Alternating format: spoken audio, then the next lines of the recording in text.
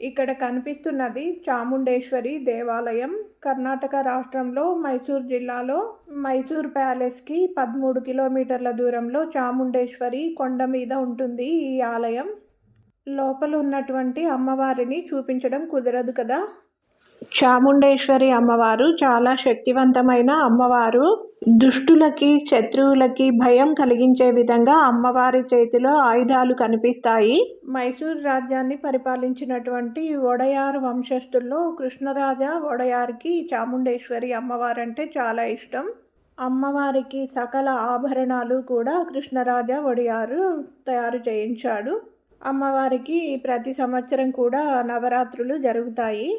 ఈ ఆభరణాలలో కొన్ని ప్రభుత్వం దగ్గర ఉన్నాయి, కొన్ని వొడయార్ వంశస్థుల దగ్గరే ఉన్నాయి.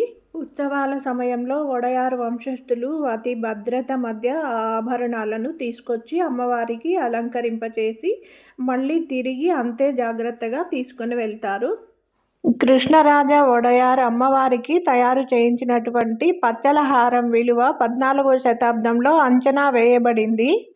అందులో ఒక వజ్రం విలువ మైసూరు పట్టణాన్ని 2 సార్లు వేలం వేస్తే ఎంత ఖరీదు ఉంటుందో అంత విలువ చేస్తుంది అని తెలిసింది.